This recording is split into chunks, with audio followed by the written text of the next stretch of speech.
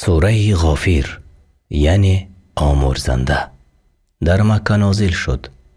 85 آیت است.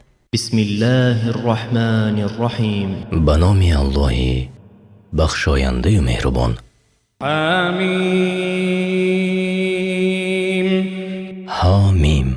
ذکر حرفهای مقطعه در اول سوره بقره گذشت. تنزیل الكتاب من الله العزیز العلیم.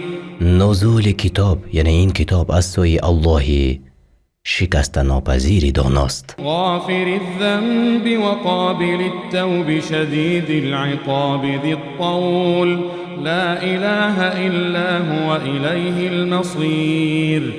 آمرزنده گناه و توبه پذیر، سخت کیفر یعنی سخت عقوبت و نعمت بخش است.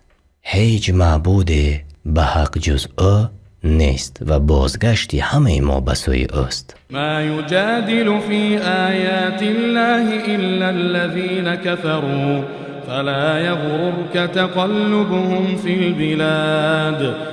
تنها کافران هستند که درباره آیات الهی جدال یعنی مجادله می کنند. پس مبادا رفت و آمدنشان در شهرها برای تجارت و بهره‌مندیشان از نعمتهای دنیا تو را بفریبد. كذبت قبلهم قوم نوح والأحزاب من بعدهم وهمت كل أمة برسولهم ليأخذوه وجادلوا بالباطل ليدحضوا به الحق فأخذتهم فكيف كان عقاب. پیش از آنان قوم نوح و پس از آنان نیز گروه های دیگری همچون قوم عاد و ثمود و لوط نیز پیامبرانشان را دروغگو شمردند و هر قوم خواست پیامبرش را دستگیر کند و به قتل برساند. آنان به باطل مجادله کردند تا بدان وسیله حق را از میان بردارند. من نیز آنان را عذاب کردم، یعنی پس بین کرد که عذاب من چگونه بود. وكذلك حقت كلمة ربك على الذين كفروا أنهم أصحاب النار. و فرمان عذاب پروردگارت درباره کافران این چنین به تحقق پیوست که آنان اهل آتشند. الذين يحملون العرش ومن حوله يسبحون بحمد ربهم ويؤمنون به ويستغفرون للذين آمنوا ربنا وسعت كل شيء رحمة وعلما فاغفر للذين تابوا واتبعوا سبيلك وقهم عذاب الجحيم. فرشتگانی که عرش را حمل می کنند یعنی می بردارند و آنان که گرد آن حلقه زده اند پروردگارشان را به پاکی می ستایند و به او ایمان دارند و یعنی این گونه برای اهل ایمان آمرزش می خواهند. پروردگارا رحمت و دانشت هر چیز را فرا گرفته است، پس کسانی را که توبه کردند و پیروی راه تو شدند بیامرز و از عذاب دوزخ نگه دار. ربنا وادخلهم جنات عدن التي وعدتهم ومن صلح من آبائهم وأزواجهم وذرياتهم إنك أنت العزيز الحكيم.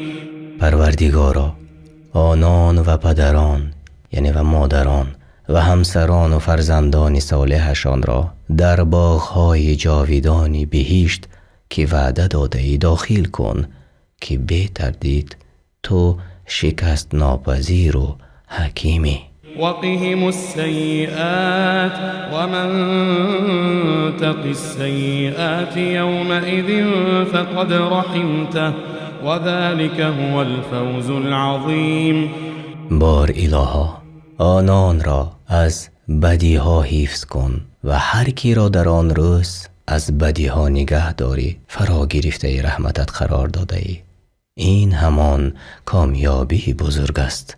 یعنی آنان را از عذاب ها حفظ کن که هر کی را در آن روز از عذاب ها حفظ کنی بر او رحمت آورده ای و آن کامیابی بزرگ است. إن الذين كفروا ينادون لمقت الله أكبر من مقتكم أنفسكم ينادون لمقت الله أكبر من مقتكم أنفسكم إذ تدعون إلى الإيمان فتكفرون.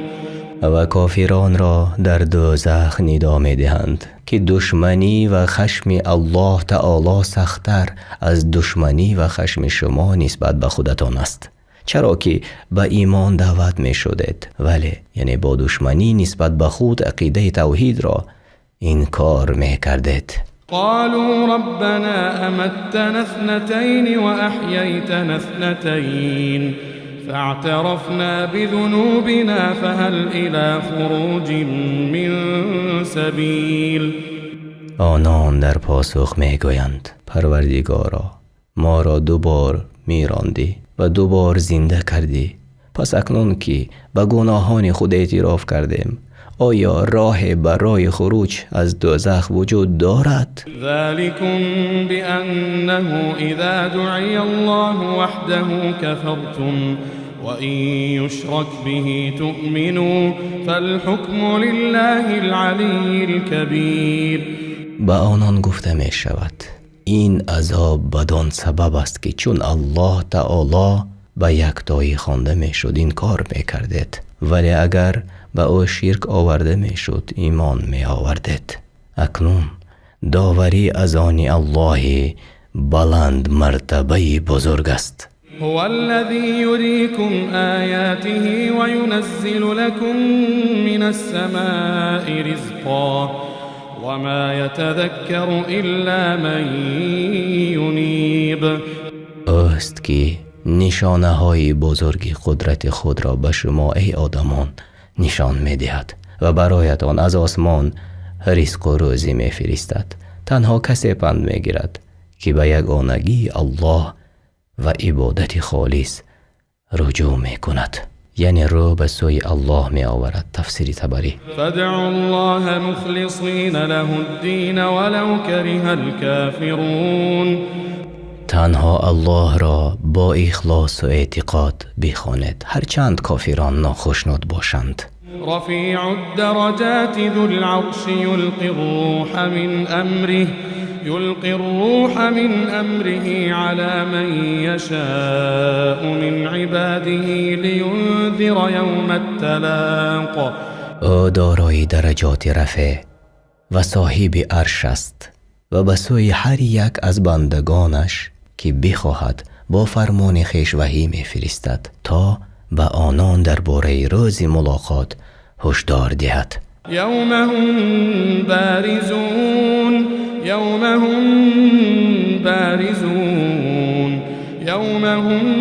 بارزون لا يخفى على الله منهم شيء لمن الملك اليوم لله الواحد القهار.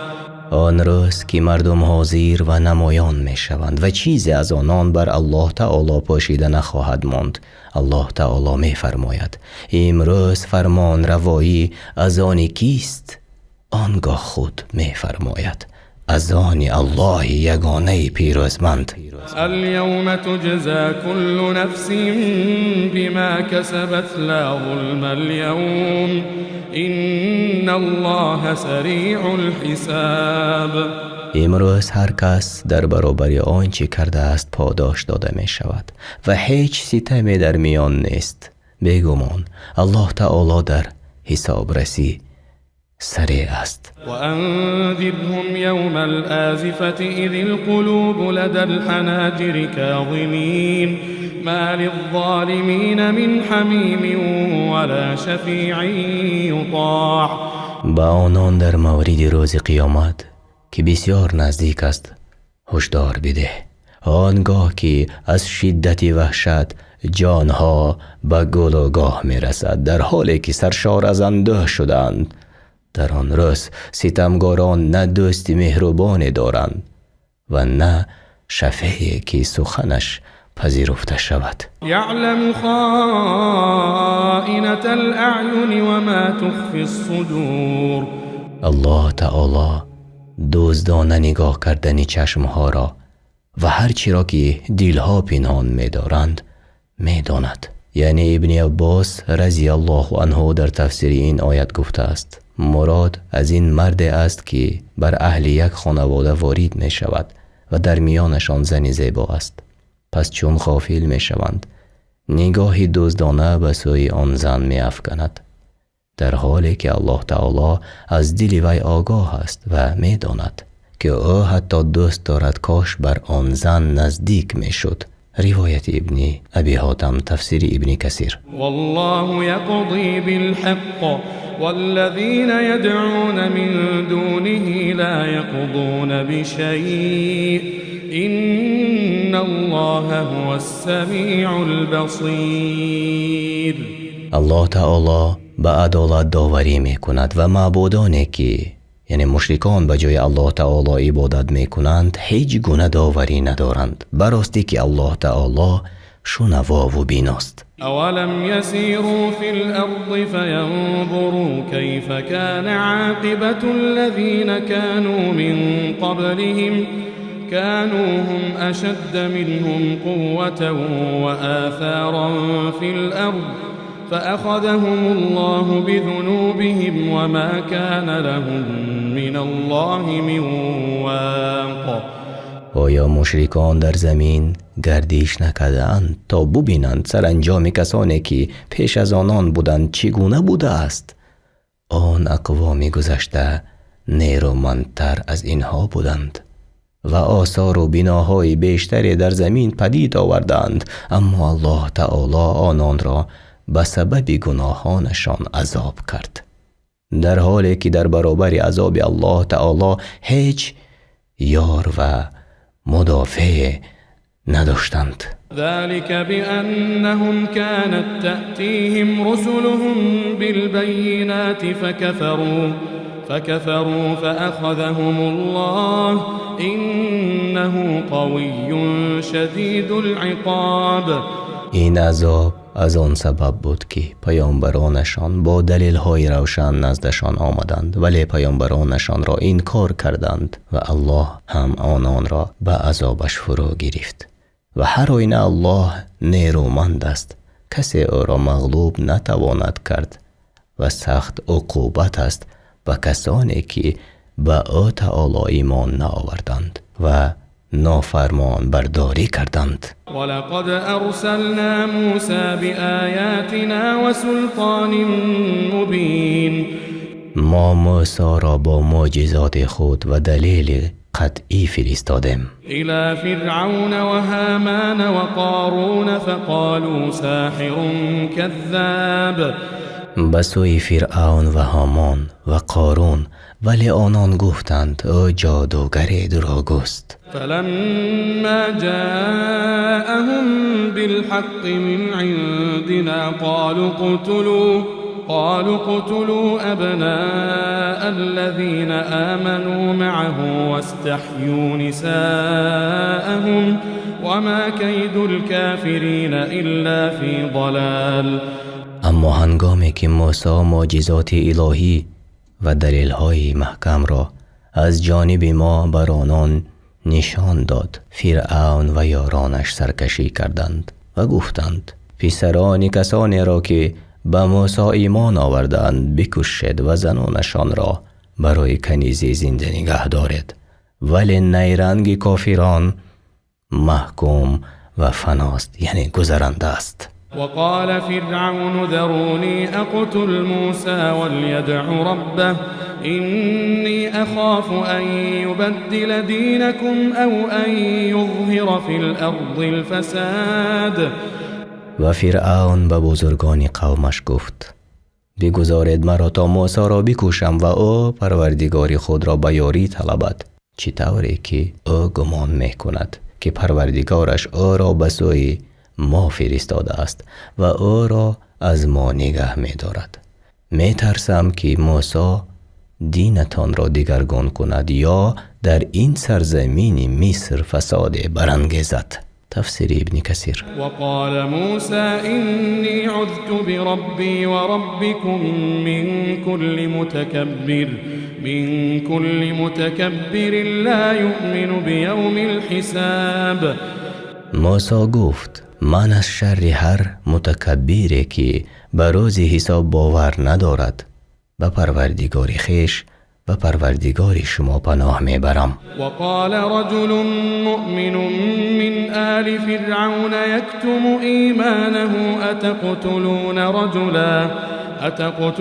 رجلا أن يقول ربي الله وقد جاءكم بالبينات من ربكم وإن يك كاذبا فعليه كذبه وإن يك صادقا يصبكم بعض الذي يعدكم إن الله لا يهدي من هو مسرف كذاب. و مرد مومن از خانواده فرعون که ایمانش را پنهان می داشت گفت آیا می خواهید این مرد را فقط به خاطر این جرم بکشید که می گوید پروردگارم الله تعالی است و در تایید سخنش نیز دلیل های روشنی از سوی پروردگارتان برای شما آورده است؟ اگر دروغگو باشد گناه دروغش بر عهده خودی است و اگر راست گفته باشد دست کم برخی از عذاب‌هایی که وعده می‌دهد به شما خواهد رسید. یا قوم لكم الملك اليوم ظاهرین فی الارض فمن ينصرنا من بأس الله إن جاءنا قال فرعون ما أريكم إلا ما أرى وما أهديكم إلا سبيل الرشاد. آن مرد گفت ای قوم من امروز فرمان روایی از آن شماست. بر این سرزمین مصر غلبه دارد ولی اگر عذاب الله بر سر ما آید چه کسی یاری امان خواهد داد؟ فرعون گفت ای مردم شما را جز آنچه خود مصلحت میبینم راه ننمایم و جز به راه ثواب راهنمایی نکنم. یا در ترجمه دیگر فرعون گفت من فقط آنچه را صلاح میدانم میگویم و شما را به راه راست هدایت میکنم. وقال الذي آمن يا قوم إني أخاف عليكم مثل يوم الأحزاب. و آن مردی که ایمان آورده بود گفت ای قوم من براستی من میترسم از آن روزی که بلاهای بر شما برسد هم مانند روز بر گروه های گذشته رسیده است اگر شما موسی را بکشید، یعنی گروه هایی که بر ضد پیامبرانشان مقابل برآمده بودند. مثل دأب قوم نوح وعاد وثمود والذين من بعدهم وما الله يريد ظلما للعباد. مانند شیوهی یعنی عذاب قوم نوح و عاد و ثمود و کسانی که بعد از آنان بودند در حال الله تعالی ستم برای بندگانش نمی خواهد. و یا قوم انی اخاف علیکم یوم التناد. و ای قوم من بر شما از آن روزی می ترسم که مردم به فریاد از یکدیگر یاری می خواهند. یوم تولون مدبرین ما لكم من الله من عاصم ومن یضلل الله فما له من هاد.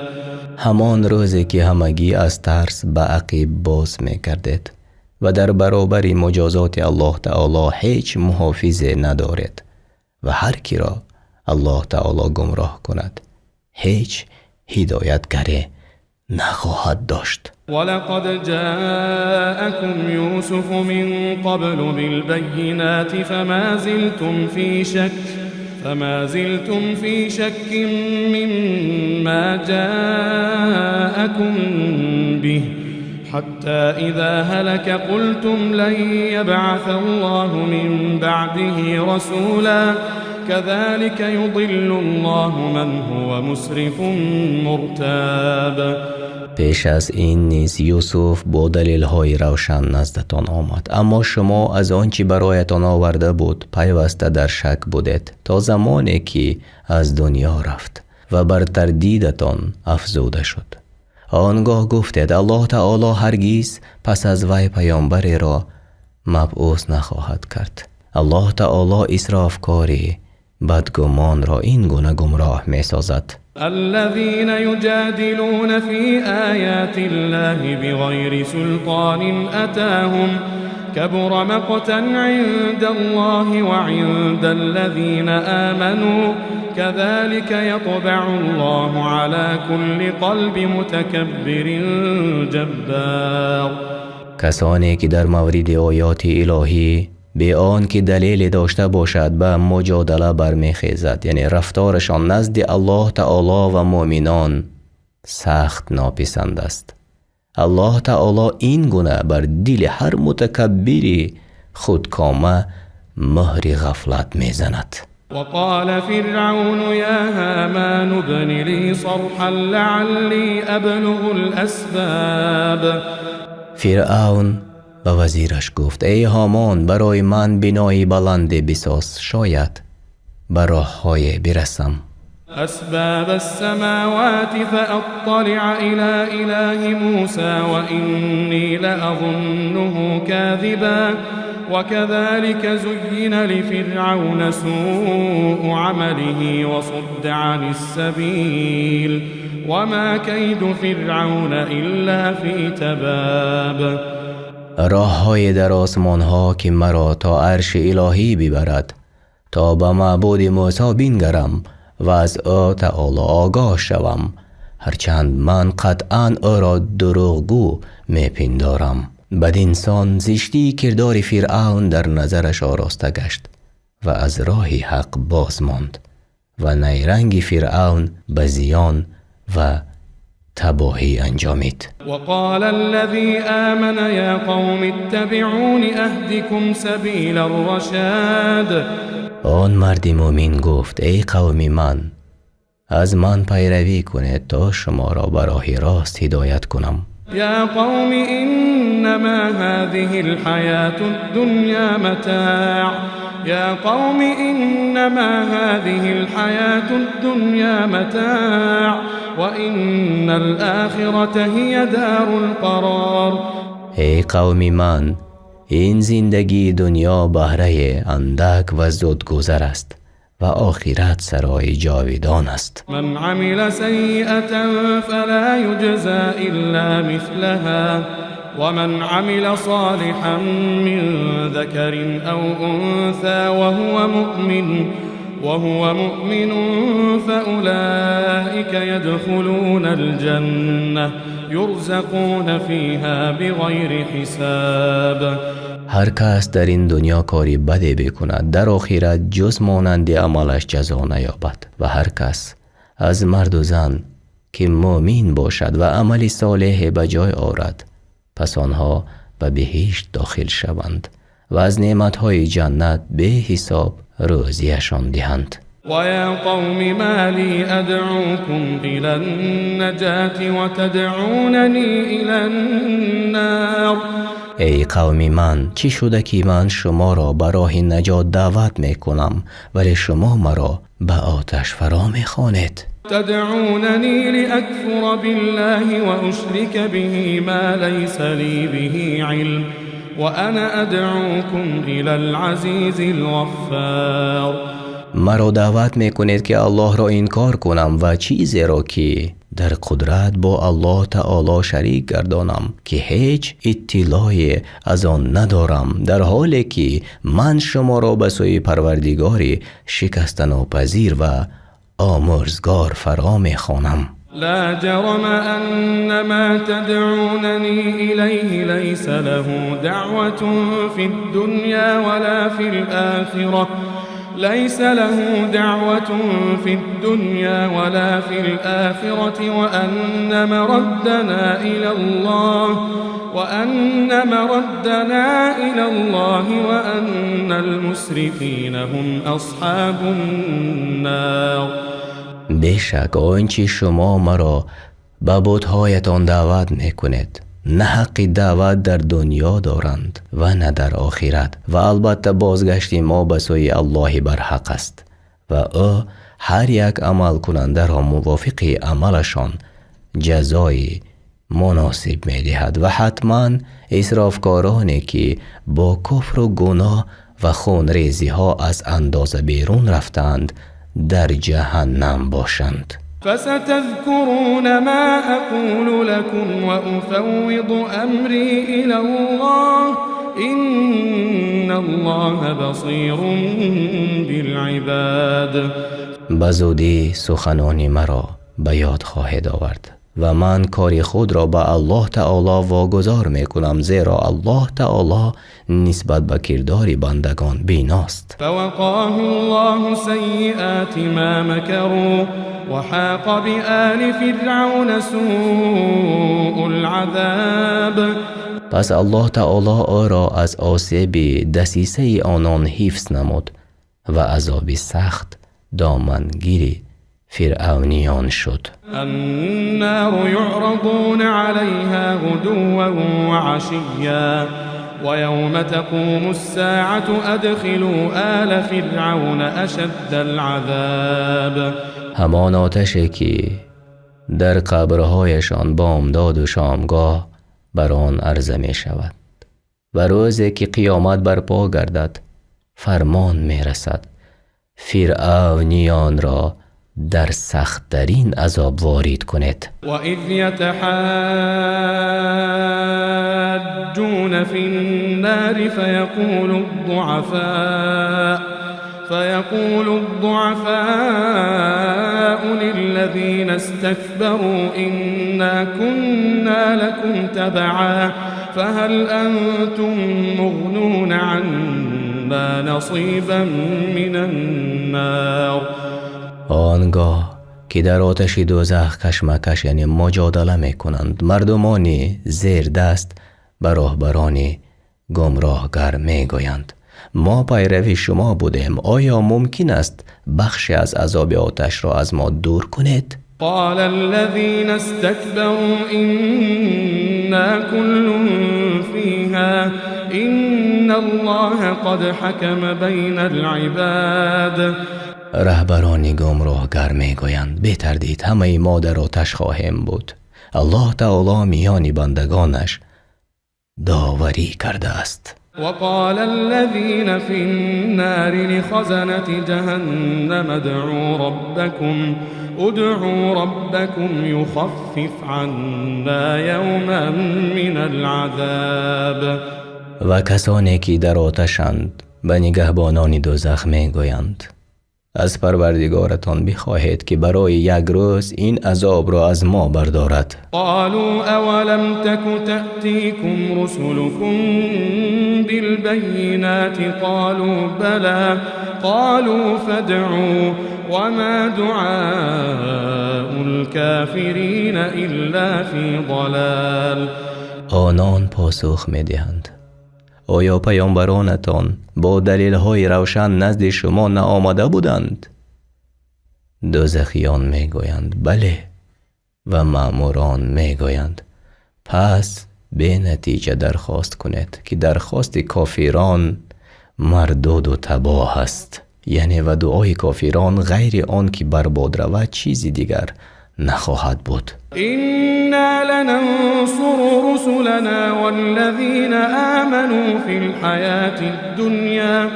الحياة الدنيا ويوم يقوم الأشهاد.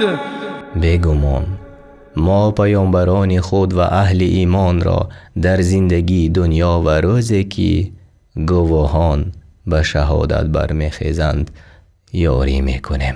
يوم لا ينفع الظالمين معذرتهم ولهم اللعنة ولهم سوء الدار. روزی که عذرخواهی ستمکاران سود به حالشان نخواهد داشت. آنان از رحمت الهی بدورند و دشواری عذاب آخرت را در پیش دارند. ولقد آتینا موسی الهدى وأورثنا بنی اسرائیل الكتاب. ما به موسی مقام هدایت بخشیدیم و بنی اسرائیل را وارثان تورات قرار دادیم. هدى وذکری لأولی الألباب. کتابی که برای خردمندان هدایت و پند است. فاصبر إن وعد الله حق واستغفر لذنبك وسبح بحمد ربك بالعشي والإبكار. پس ای پیامبر بر آزار مشرکان شکیبا باش. یعنی پس صبر کن ای رسول از آزار مشرکان که البته وعده الله حق است و هیچ خلاف در آن نیست و برای گناهت آمرزش بخواه و هر شام و سحر به سپاس و ستایش پروردگارت بپرداز. إن الذين يجادلون في آيات الله بغير سلطان أتاهم إن في صدورهم إلا كبر ما هم ببالغيه فاستعذ بالله إنه هو السميع البصير. کسانی که در مورد آیات الهی به آن که دلیل در اختیارشان باشد به مجادله برمیخیزند، در دلهایشان غرور و تکبر است که هرگز بدان نخواهند رسید.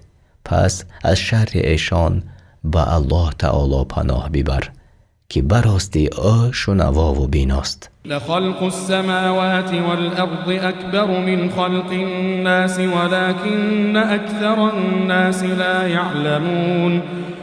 بیگمان آفرینش آسمان و زمین از آفرینش مردم و از زنده گردانیدن آنها بعد از میراندنشان بزرگتر است، ولی بیشتری مردم نمیدانند که آفرینش همه مخلوقات بر الله تعالی آسان است. وما يستوي الأعمى والبصير والذين آمنوا وعملوا الصالحات ولا المسيء قليلا ما تتذكرون. هرگز نابینا و بینا برابر نیستند و مؤمنان نکوکار با بدکاران یکسان نخواهند بود، ولی عده کمی از شما پند میپذیرید. إن الساعة لآتية لا ريب فيها ولكن أكثر الناس لا يؤمنون. بیگمان قیامت آمدنی است و در آن شبهه نیست، پس در آمدن آن شک نکنید، چنان که پیامبران به آن خبر دادند، ولی بیشتری مردم به آمدن قیامت ایمان نمی آورند و عمل نمی کنند. وقال ربكم ادعوني استجب لكم إن الذين يستكبرون عن عبادتي سيدخلون جهنم داخرين. پروردگارتان فرمود مرا بخوانید تا دعای شما را اجابت کنم. کسانی که از عبادت من سرکشی میکنند به زودی به خواری به جهنم وارد می شوند. الله الذي جعل لكم الليل لتسكنوا فيه والنهار مبصرا إن الله لذو فضل على الناس ولكن أكثر الناس لا يشكرون. الله تعالی است که شب را برایتان پدید آورد تا در آن آرامش یابید و روز را روشنی بخش قرار داد تا به تلاش پردازید. براستی الله تعالی نسبت به مردم لطف و بخشش دارد، ولی بیشتری مردم سپاس نمیگذارند. ذلكم الله ربكم خالق كل شيء لا إله إلا هو فأنا تؤفكون. این است الله تعالی پروردگار شما که آفریننده هر موجوداتی هست، هیچ معبود به حق جز او نیست، پس چگونه از پرستش او تعالی منحریف می شود. یعنی پس چگونه از حق بیراحت آن می کنند؟ كذلك يؤفك الذين كانوا بآيات الله يجحدون. به همین صورت کسانی که آیات الهی را انکار می کنند نیز از حق منحریف می گردند، یعنی از ایمان روی بر می گردانند. الله الذي جعل لكم الأرض قرارا والسماء بناء وصوركم فأحسن صوركم ورزقكم من الطيبات ذلكم الله ربكم فتبارك الله رب العالمين. الله تعالی است که زمین را قرارگاه و آسمان را سرپناهتان مقرر داشت و شما را شکل بخشید و شکلهایتان را زیبا بیافرید و از نعمتهای پاکیزه به شما روزی داد. این است الله تعالی پروردگاری شما. پس پر برکت و بزرگوار است الله تعالی که پروردگاری جهانیان است. هو الحي لا اله الا هو فادعوه مخلصین له الدین الحمد لله رب العالمین. الله تعالی زنده و پاینده است و معبود به حق جز او نیست. پس او را با اعتقادی پوره، یعنی با اخلاص بخواند. ستایش و سپاس مخصوص الله تعالی پروردگاری جهانیان است. قل إني نهيت أن أعبد الذين تدعون من دون الله لما جاءني البينات من ربي وأمرت أن أسلم لرب العالمین.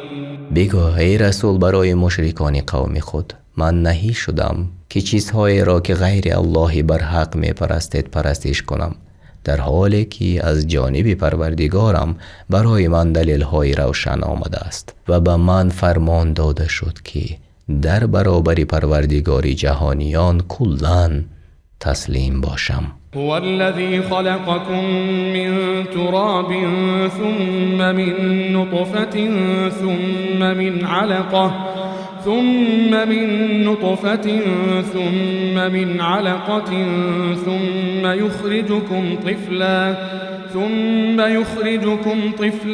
ثم لتبلغوا أشدكم ثم لتكونوا شيوخا ومنكم من يتوفى من قبل ولتبلغوا أجلا مسمى ولعلكم تعقلون. اوست که شما را از خاک و سپس از نطفه و آنگاه خونی بسته آفرید، سپس شما را به صورت کودک به دنیا می آورد و امکان می دهد تا به حد رشد و کمال نیرو برسد. سپس سالها زندگی می کند تا سال خورده می شود. برخی از شما دچار مرگ زودرس خواهند شد و به گروه دیگر امکان می دهد تا به اجل معین برسد. باشد که بیندیشد. والذي يحيي ويميت فإذا قضى أمرا فإنما يقول له كن فيكون. اوست که زنده می کند و می میراند و هنگامی که چیزی را می خواهد تنها به او می گوید موجود شو، پس موجود می شود. ألم تر إلى الذين يجادلون في آيات الله أنا يصرفون. آیا ندیدی کسانی که درباره آیات الهی مجادله می کنند چگونه از راه حق منحریف می گردند؟ یعنی چگونه از راه حق کجرو می شوند؟ الذين كذبوا بالكتاب وبما أرسلنا به رسلنا فسوف يعلمون إذ الأغلال في أعناقهم والسلاسل يسحبون في الحميم ثم في النار يسجرون. کسانی که کتاب آسمانی و پیام پیامبران ما را دروغ شمردند به زودی نتیجه کردارشان را خواهند دانست. آنگاه که غول و زنجیر بر گردنشان قرار گرفته و کشیده می شوند، در آب جوش آمده و سپس در آتش دوزخ افروخته می شوند. ثم قیل لهم این ما کنتم تشركون.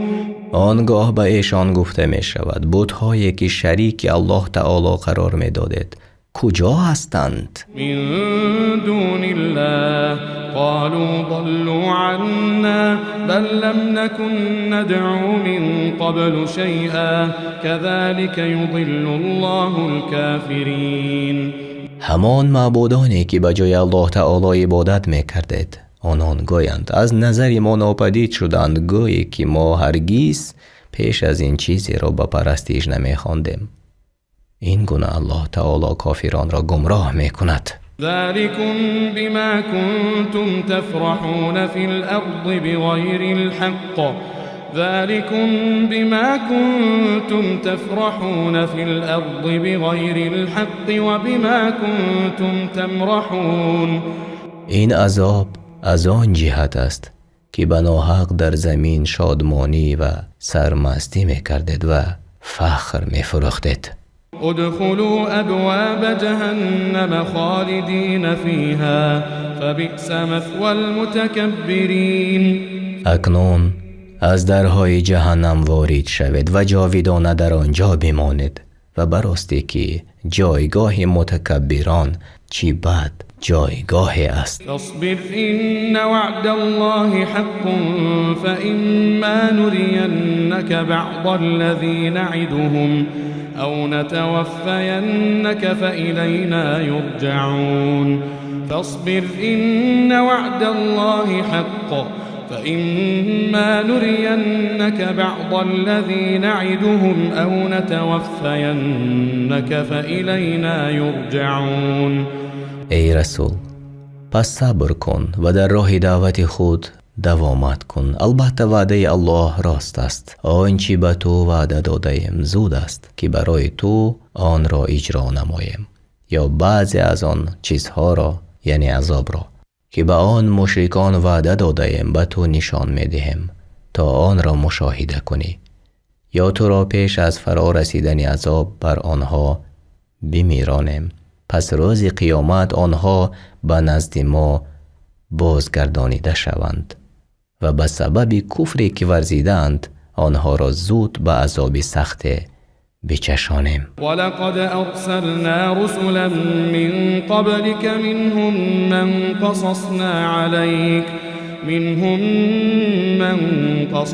عليك ومنهم من لم نقصص عليك وما كان لرسول أن يأتي بآية إلا بإذن الله فإذا جاء أمر الله قضي بالحق وخسر هنالك المبطلون. پیش از تو ای رسول بسیار پیامبران به سوی قومشان فرستاده ایم تا آنها را دعوت نمایند و بر آزار آنها صبر و طاقت کنند. از آنها داستانی بعضی را برایت گفته ایم و داستانی بعضی را نگفته ایم و همه پیامبران امر شده بودند که وحی الهی را به قومشان برسانند و هیچ پیامبری را نسزد که معجزه بیاورد مگر به فرمان الله تعالی.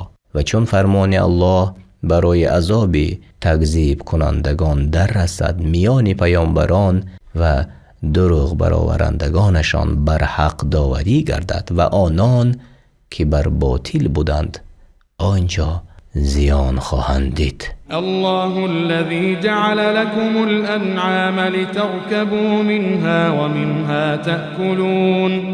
الله است که چارپایان را برایتان آفرید تا به وسیله آنها منفعت برید، بر بعضیشان سوار شوید و از بعضیشان بخورید. ولكم فيها منافع ولتبلغوا عليها حاجة في صدوركم وعليها وعلى الفلك تحملون. و برای شما در آنها منفعت های است و تا به سوار شدن بر آنها به مقصدی که در دل دارید به مکانهای دور برسید و بر آن چهارپایان در خشکی‌ها و نیز در کشتی‌ها در بحر سوار شود. ويريكم آياته فأي آيات الله تنكرون. الله تعالی آیت روشن خویش را که دلالت بر قدرت و تدبیر او تعالی در خلقش می کند بر شما می نمایاند. پس کدام یک از آیات الله را انکار می کند و به آن اعتراف نمی کند؟ أفلم يسيروا في الأرض فينظروا كيف كان عاقبة الذين من قبلهم كانوا أكثر منهم وأشد قوة وآثارا في الأرض فما أغنى عنهم ما كانوا يكسبون. آیا این دروغ برآورندگان در زمین سیر نکردند تا بینگرند که عاقبت کسانی که پیامبرانشان را دروغ برآوردند پیش از آنها میزیستند چگونه بوده است؟ آنها مردمی بودند که نیرویشان بیشتر و آثارشان در روی زمین فراوانتر بود. پس آن چیزها از بیناها، باغها و کشتزارها که به دست می آوردند هنگام فرا رسیدن عذاب به آنها فایده نبخشید. فلما جاءتهم رسلهم بالبينات فرحوا بما عندهم من العلم وحاق بهم ما كانوا به يستهزئون. چون پیامبرانشان با دلیل‌های روشن به سویشان آمدند، به علم و دانش خود از روی جهالتشان دلخوش بودند و آنچه را یعنی عذاب که مسخره‌اش می‌کردند آنها را عذاب فرا گرفت. در این آیت دلیل است بر این که هر یک علمی که اسلام را می‌شکند یا در آن عیب می‌افکند یا در صحتی آن شک می‌اندازد، آن علم ناپسندیده و بد دیده شده است و اعتقاد کننده آن از پیروان محمد صلی الله علیه و سلم نیست. فلما رأوا بأسنا قالوا آمنا بالله وحده وكفرنا بما كنا به مشركين. و چون عذاب ما را دیدند گفتند به الله یکتا ایمان آوردیم و به آن چیزهایی که شریک الله قرار داده بودیم کافر شدیم. فلم یک ینفعهم ایمانهم لما رأوا بأسنا سنة الله التي قد خلت في عباده وخسر هنالك الكافرون. اما آن هنگام که عذاب مرا دیدند دیگر ایمانشان برایشان فایده نبخشید، زیرا ایمانشان از روی ناچاری و مجبوری بود نه از روی اختیاری. این سنت الله است که میان بندگانش گذاشته است که ایمان آوردن هنگام مشاهده عذاب به حالشان فایده ندارد و کافران در آن روز از چشانیدن عذاب زیان می‌بینند. سوره غافر یعنی آمرزنده در مکه نازل شد. 85 آیت است.